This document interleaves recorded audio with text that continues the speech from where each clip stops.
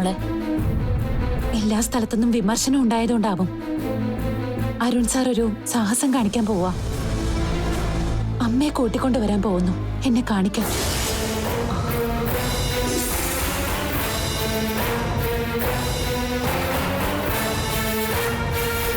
നിങ്ങളുടെ വിവാഹം കഴിഞ്ഞെന്ന് പറയാൻ പോവാണോ?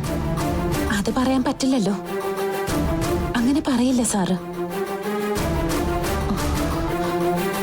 സ്നേഹിക്കുന്ന പെൺകുട്ടിയെ ചൂണ്ടിക്കാണിക്കാനാ കൊണ്ടുവരുന്നത്.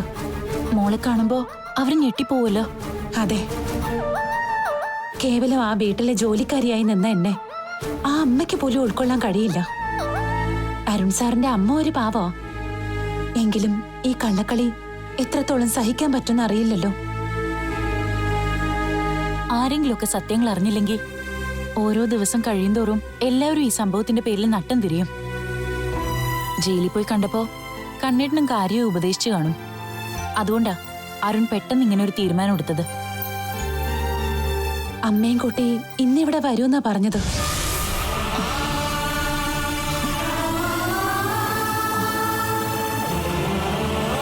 ഇതൊക്കെ നേരത്തെ ആവാമായിരുന്നു, നിങ്ങളുടെ വിവാഹത്തിന് മുമ്പ്.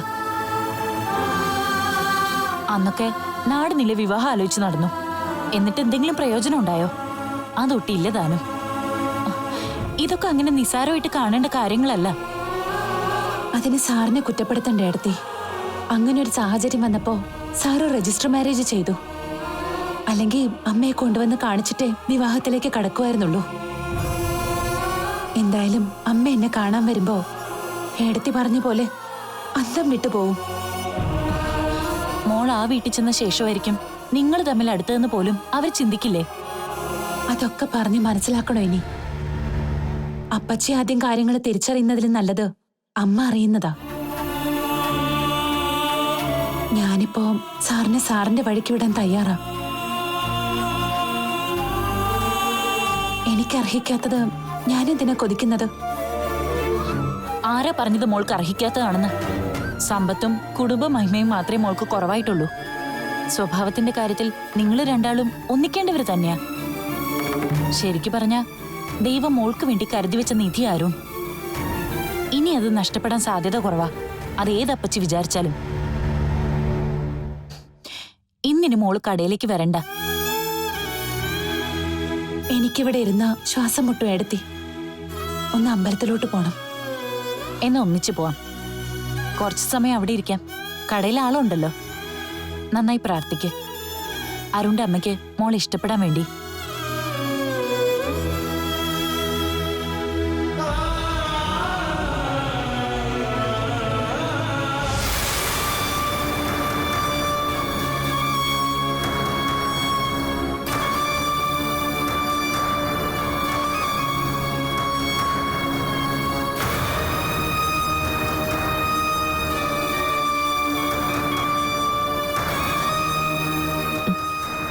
മോളെ ജ്യൂസ് കുടിക്ക്. മോളുടെ കുഞ്ഞ് അങ്ങോട്ട് വെളുത്ത് തുടുത്ത് ആര് കണ്ടാലും അസൂയപ്പെടുന്ന രീതി ജനിക്കട്ടെ. ജ്യൂസ് അടിച്ചതാരാ? ഇവിടുത്തെ ജോലിക്കാരി തന്നെ. എന്നിട്ട് അമ്മ കുടിച്ചു നോക്കിയോ? കുടിച്ചു. കുഴപ്പമൊന്നുമില്ലല്ലോ? ഏയ്, ഒരു കുഴപ്പമില്ല.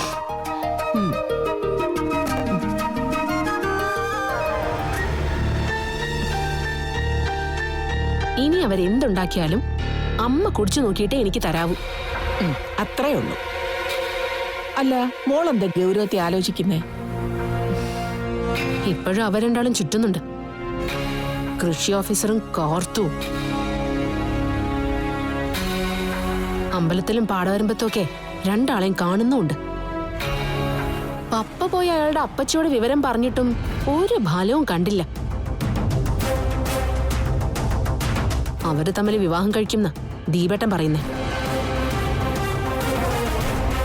അങ്ങനെ ആ വിവാഹം കഴിഞ്ഞ അവൾ അങ്ങ് രക്ഷപ്പെടും. എനിക്ക് കിട്ടിയതൊരു കോന്തൻ. അവൾക്ക് നല്ല ചുറുചുറുക്കുള്ള ചെറുപ്പക്കാരൻ. അയ്യേ, ചെറുപ്പക്കാരനോ? അവൻ വയസ്സനാടി മോളെ.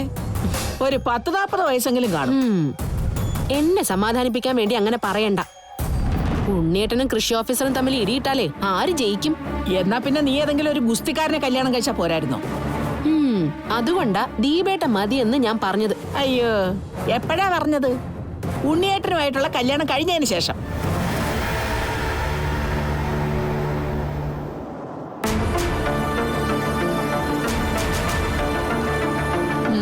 വന്ന് അടുത്ത ആള്.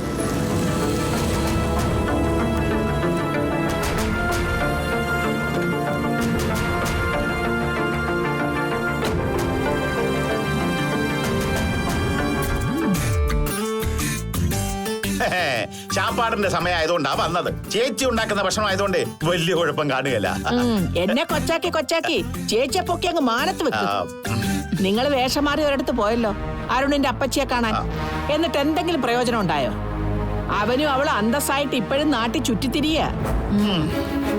ആ ബന്ധം പൊളിക്കണം പപ്പ. പൊളിക്കുന്നത് പാളിയാലേ പിന്നെ എന്റെ പുറം പൊളിയും. നിങ്ങളെ പോലൊരു കഴിവുകെട്ടയാള് പോയപ്പോഴേ അറിയാം ഒന്നും നടക്കില്ലെന്ന്. എടീ, എന്നാ ഞാൻ ഒന്നുകൂടി പോകാൻ പോവുക വിശ്വനെയും കൂട്ടി. അപ്പോ അവരുടെ നീക്കം എന്താണെന്ന് അറിയാൻ പറ്റുമല്ലോ. പോകുന്നതൊക്കെ കൊള്ളാം, തല്ലുകൊള്ളാതെ തിരിച്ചു വന്നോണം. അവര് തമ്മിലുള്ള ബന്ധം നടക്കരുതെന്ന് ഞാൻ പറയുന്നതേ നമ്മുടെ മോള് ജയിക്കാനാ. ആ, ആ. അവന് ഉണ്ണിയേക്കാൾ ആരോഗ്യമുണ്ടെന്ന് ഇവള് പറയുന്നേ. ആ, ആരോഗ്യമൊക്കെ നോക്കിയാണോ മോളെ കല്യാണം കഴിക്കുന്നത്? അങ്ങനെ ആയിരുന്നെങ്കിലേ ഞാൻ ഇങ്ങനെ കെട്ടുമായിരുന്നു മോളെ. തല്ല് കൊള്ളാനല്ലാതെ കൊടുക്കാൻ ഇങ്ങനെ കൊണ്ട് കഴിയും? എടീ, ആണിന് വേണ്ടത് ബുദ്ധിയാണ്, ബുദ്ധി. ആ ബുദ്ധി കൊണ്ടാണ് നമ്മൾ ഇന്ന് ഈ നിലയിലെത്തിയത്. ആ ബുദ്ധി വെച്ച് തന്നെ ഞാൻ ഈ ബന്ധം പൊളിക്കും. നീ നോക്കിക്കോ. ചുമ്മാതാ മോളെ. എടീ, എന്റെ അനന്തരവനെ ജയിലിൽ കയറ്റുമെന്ന് പറഞ്ഞപ്പോഴും നീ പറഞ്ഞു ചുമ്മാതാണെന്ന്. എന്നിട്ട് ഞാൻ ജയിലിൽ കയറ്റിയില്ലേ? ഇവളെയും ഉണ്ണിയെയും ഒന്നിപ്പിച്ചില്ലേ? എന്നിട്ടിപ്പോ ആ ബന്ധം പോരാ. അതാരുടെ കുഴപ്പം?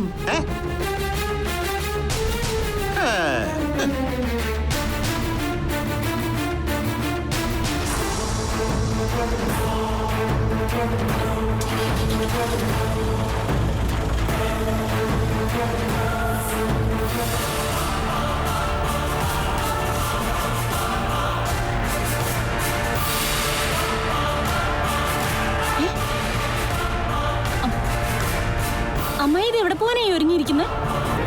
അരുണിന് എന്തൊക്കെയോ ദുർനടപ്പുണ്ടെന്ന് നീയും അനന്തും അല്ലേ എപ്പോഴും പറയുന്നത്. എന്നാൽ അവനോടൊപ്പം പോയി ഒരു ദിവസം താമസിക്കാമെന്ന് വെച്ചു. അമ്മായി അങ്ങനെ പോയിട്ട് എന്താ പ്രയോജനം? അവന്റെ കള്ളത്തരങ്ങൾ അറിയണമെങ്കിലേ അവൻ അറിയാതെ തന്നെ പോണം. ഇവള് പറയുന്നത് പലതും പൊള്ളയാണെന്ന് ഞാനും കരുതിയിട്ടുണ്ട്. എന്നാ ഇപ്പൊ ഞാൻ അങ്ങനെ പറയില്ല. ഇവള് പറയുന്നതിലും കാര്യമുണ്ട്. കാരണം അതെ, അവൻ അവന്റേതായ രീതിയിൽ സഞ്ചരിച്ചോണ്ടിരിക്കുക. ഏത് രീതിയിൽ സഞ്ചരിച്ചെന്ന് പറഞ്ഞാലും അവൻ കുടുംബത്തിന് വിഷമം ഉണ്ടാക്കുന്ന ഒരു കാര്യങ്ങളും ചെയ്യില്ല. ഇവിടെ ജോലിക്ക് നിന്ന പെൺകുട്ടിക്ക് വരെ മനസ്സ് കൊടുത്തവനെ പറ്റിയാ അമ്മായി ഈ സംസാരിക്കുന്നത്. അതേപ്പറ്റി കൂടുതലൊന്നും ഞങ്ങൾ പറയുന്നില്ല. എന്റെ അമ്മ ക്ഷേത്ര ദർശനമൊക്കെ കഴിഞ്ഞിട്ട് വരാനായിട്ട് കാത്തിരിക്കുവാ ഞങ്ങൾ. എന്നിട്ട് ചില തീരുമാനങ്ങളൊക്കെ എടുക്കാനുണ്ട്. മോളുടെ അച്ഛന്റെ അഭിപ്രായമോ എന്റെയും അഭിപ്രായം. കല്യാണ കാര്യത്തിൽ ആരെയും നിർബന്ധിക്കാൻ പാടില്ല. ഇതൊക്കെ അപ്പച്ചി വരുമ്പോ അമ്മയ്ക്കങ്ങ് നേരിട്ട് പറഞ്ഞൂടെ? ആ സമയത്ത് എല്ലാം ദേവയുടെ ഇഷ്ടം എന്ന് പറയും. എന്നിട്ട് അപ്പച്ചി പോയി കഴിയുമ്പോ മാറ്റി പറയുകയും ചെയ്യും. അല്ല, ഇനി വേറെ ഏതെങ്കിലും പെൺകുട്ടിയെ പറ്റി അവൻ അമ്മായിക്ക് എന്തെങ്കിലും സൂചന തന്നോ? ഏയ്, അങ്ങനൊന്നും തന്നിട്ടില്ല. ഞാൻ പിന്നെ അവൻ താമസിക്കുന്നിടത്തോട്ടൊന്നും പോയിട്ടില്ല. അതുകൊണ്ടൊന്ന് പോവാന്ന് വെച്ചു. പോകുന്നതൊക്കെ കൊള്ളാം. അവിടെ പോയിട്ട് അവൻ ചിലപ്പോ അവന്റേതായിട്ടുള്ള ഇഷ്ടങ്ങളൊക്കെ അമ്മായിയിൽ അടിച്ചേൽപ്പിക്കാനുള്ള സാധ്യതയുണ്ട്.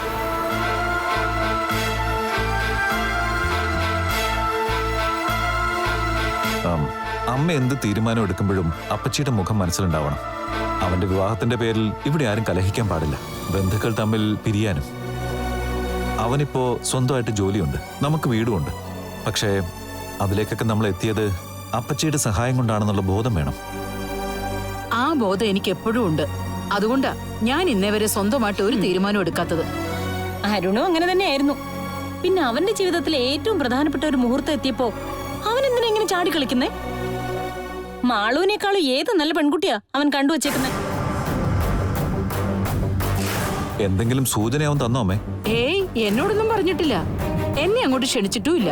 ഞാൻ എന്റെ സ്വന്തം ഇഷ്ടപ്രകാരം പോവാ. കേട്ടോ അനന്തുട്ടാ, ഇത് അമ്മായി എനിക്കിട്ടൊരു മുന്നറിയിപ്പ് തന്നതാ. അമ്മായി അങ്ങോട്ട് പോയാ പിന്നെ അടുക്കള കയറാൻ ആളില്ലല്ലോ. അപ്പൊ നമ്മൾ എങ്ങനെ ആഹാരം കഴിക്കുമെന്ന് കാണണം.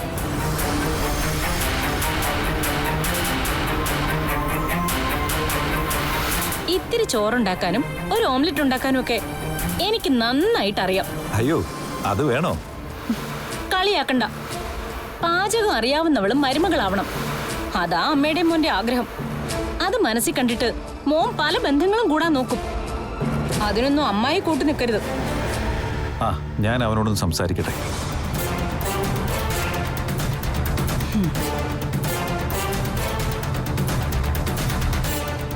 അമ്മായി അവൻ വിളിച്ചിട്ട് പോവാണോ അതോ അമ്മായി സ്വന്തം ഇഷ്ടപ്രകാരം തന്നെ പോവാണോ? ഞാൻ എന്റെ ഇഷ്ടപ്രകാരം പോവുകയാണെന്ന് പറഞ്ഞല്ലോ. എന്നാലും എനിക്കെന്തൊക്കെയോ സംശയങ്ങളുണ്ട്. നിന്റെ സംശയം ഈ ജന്മത്ത് തീരത്തില്ല. നീയേ ആ ദേവിയെ കൂടി ഓരോന്നും പറഞ്ഞളക്കരുതേ. ഇങ്ങനെ പറഞ്ഞുകൊണ്ട് നിന്ന മൂത്ത മോനെ ഇപ്പൊ എന്റെ സൈഡിലോട്ട് വന്നു. അങ്ങനെ എല്ലാവരും വരും. കാരണം ഞാൻ പറയുന്നതിലൊക്കെ സത്യമുണ്ട്. അത് അമ്മായിക്കും വൈകാതെ മനസ്സിലായിക്കോളും.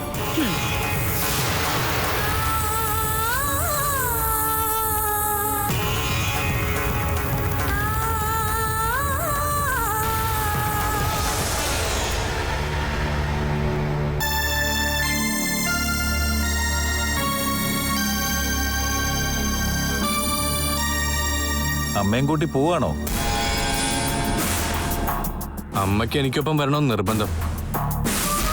എന്ന് വെച്ചാ അമ്മയും ഇളയ മോനെ സംശയിച്ചു തുടങ്ങിയെന്നർത്ഥം. അവിടെ വന്ന് കഴിയുമ്പോ അമ്മയുടെ സംശയമൊക്കെ മാറിക്കോളും.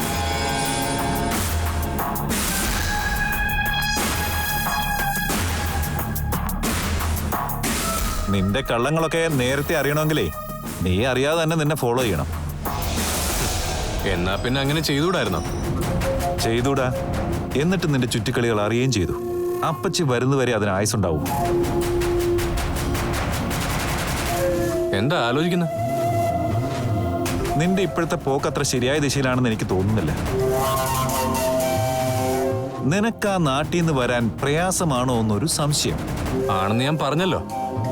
ആ ഗ്രാമത്തിന്റെ ഭംഗിയെക്കുറിച്ച് വെളിപ്പെടുത്തുകയും ചെയ്തു. ശാലീന സുന്ദരിമാരെ കണ്ട് നിന്റെ കണ്ണ് മഞ്ഞളിച്ചോ? അങ്ങനെ ഒരുപാട് സുന്ദരിമാരെ ഒന്നും ഞാൻ നോക്കാറില്ല. ഒരാളെയാണെങ്കിൽ നോക്കും അല്ലേ? അത് ചിലപ്പോ സംഭവിച്ചെന്നിരിക്കും. അപ്പച്ചിയുടെ മുഖം ഓർത്തോണ്ട് വേണം ഓരോന്ന് ചെയ്യാൻ. ഇയാൾ എന്തൊരു ചേട്ടനാടോ.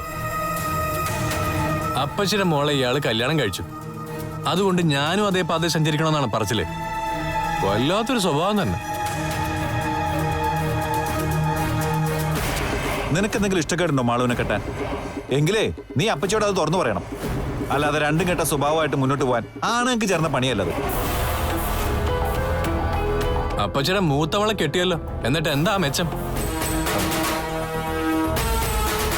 ഏട്ടത്തിയെ കൂട്ടിക്കൊണ്ടുവന്നപ്പോ മനസ്സിലായില്ലേ, കുടുംബ മഹിമയും സമ്പത്തുമല്ല ദാമ്പത്യ ജീവിതത്തിന്റെ അടിസ്ഥാനമൊന്നും.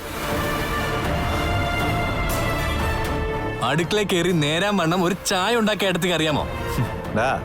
ഇത് അവളോട് പറഞ്ഞിട്ട് നീയും അവളും തമ്മിൽ വഴക്കിടുന്നത് കണ്ട് രസിക്കലല്ല എന്റെ പണി. നിനക്ക് കാര്യമായ തകരാറെന്തോ സംഭവിച്ചിട്ടുണ്ട്. എവിടെയോ പാളിച്ച പറ്റിയിട്ടുണ്ട്. അതെന്താണെന്നൊക്കെ മിക്കവാറും ഉടനെ തന്നെ എല്ലാവർക്കും മനസ്സിലാകും.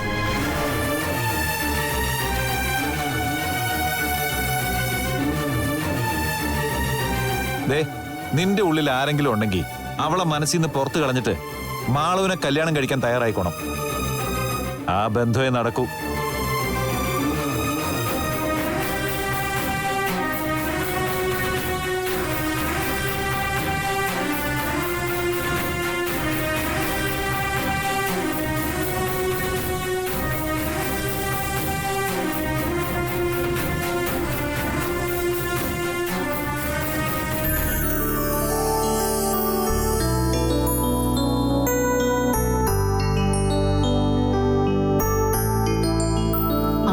ഇറങ്ങാമേ. നീ പറഞ്ഞിട്ടാ വരുന്നേന്ന് ഞാൻ അവരോട് പറഞ്ഞിട്ടില്ല. അത് പറയണ്ട. ഇനി അമ്മ മടങ്ങി വന്നാലും അവിടെ കണ്ട കാര്യങ്ങളും പറയണ്ട. എന്നെ നീ ധർമ്മസങ്കടത്തിലാക്കുവോ? അതിലും വലിയ ധർമ്മസങ്കടത്തിലാമേ ഞാനിപ്പോ. നീ എന്താ ആലോചിക്കുന്നേ? ഹേ, ഒന്നുമില്ല. ഇറങ്ങാം. ശരത്ങ്ങളാണല്ലോ. എന്താ അങ്ങളെ? അരുൺ നേരത്തെ ഇവിടെ വന്ന് ചേർത്തയിടത്ത് കാർത്തൂന്നൊരു പെൺകുട്ടിയുമായിട്ട് നിനക്കൊരു ബന്ധമുണ്ടെന്ന് ഒരു കൂട്ടർ പറഞ്ഞിരുന്നല്ലോ. അവര് വീണ്ടും ഇവിടെ വന്നു. അന്ന് അവരിവിടെ വരുമ്പോഴേ CCTV കേടായിരുന്നു. ഇന്ന് വന്നവരുടെ ദൃശ്യം ക്യാമറയിൽ കൃത്യമായി പതിഞ്ഞിട്ടുണ്ട്. വരികയാണെങ്കിൽ നിനക്ക് കാണാം. ഞാൻ ജോലി സ്ഥലത്തേക്ക് അമ്മയും കൊണ്ട് ഇറങ്ങാൻ നിൽക്കുക. പോകുന്ന വഴി അതിലേക്ക് കയറാം. അവന്മാരാരാണെന്നൊന്നും എനിക്ക് അറിയണമല്ലോ. ശരി, നീ വേഗം എത്ത്. ശരി അങ്കിളെ. എന്തോ മോനെ? ചില കുളം കലക്കുകൾ ഉണ്ടാവൂലോ എവിടെ. അങ്ങനെ ചിലർ അപ്പച്ചിയുടെ വീട്ടിൽ ചെന്നു.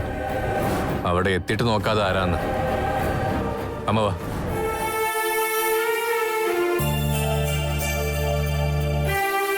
ആ, പോയിട്ട് വരാം മോളെ. പോയിട്ട് വാ, പോയിട്ട് വാ.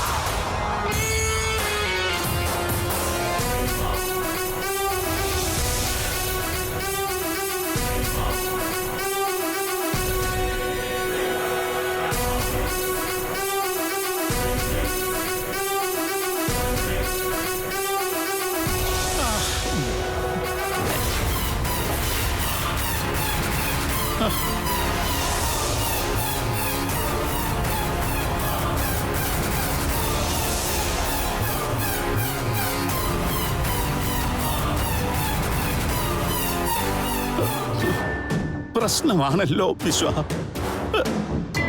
എന്നെ കണ്ടാൽ തിരിച്ചറിയോടോ? എന്നെ കണ്ടാൽ അറിയും. തന്റെ വണ്ടിയും. ഓ, കൃഷി ഓഫീസറുടെ അപ്പച്ചിയുടെ വീട്ടിൽ പോയിട്ട് വരുവാണെന്ന് അവന്മാർക്ക് മനസ്സിലായെന്ന് തോന്നുന്നു.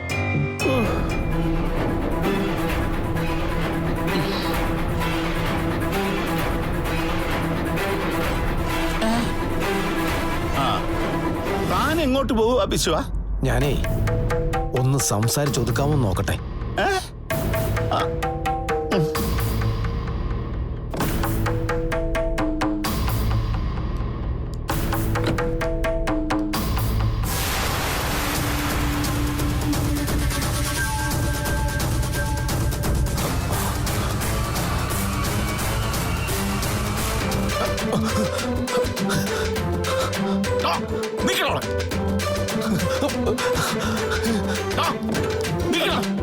നിക്കാല്ലേ പറഞ്ഞേ വിശ്വ? താനൊന്ന് പോണോ?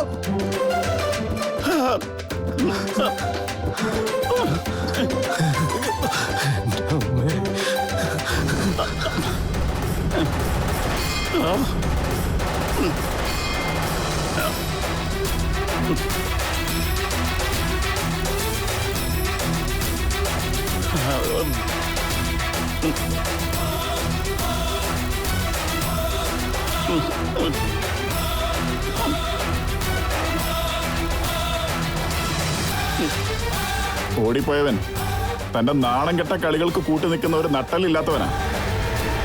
അവനെയല്ല ഞങ്ങൾക്ക് വേണ്ടത്. അല്ല, ഈ വേഷമൊക്കെ മാറിയിട്ട് എവിടെ പോയിട്ട് വരുവാ?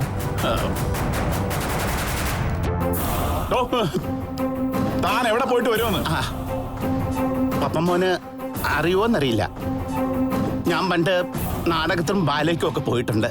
ഇപ്പോ വീണ്ടും ഒരാഗ്രഹം, ഒന്നുകൂടെ അഭിനയിച്ചാ കൊള്ളാമെന്ന്.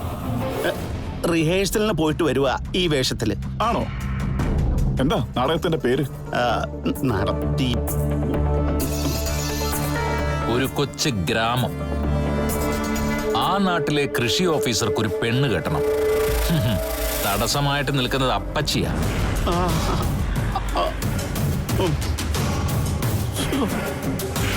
ആ അപ്പച്ചിയെ ചൂട് പിടിപ്പിക്കുന്ന ചൂതാട്ടക്കാരന്റെ വേഷമാ ഇയാൾക്ക്. അല്ലടോ? ഭഗവാനെ, എല്ലാ ഇവന്മാരും അറിഞ്ഞല്ലോ.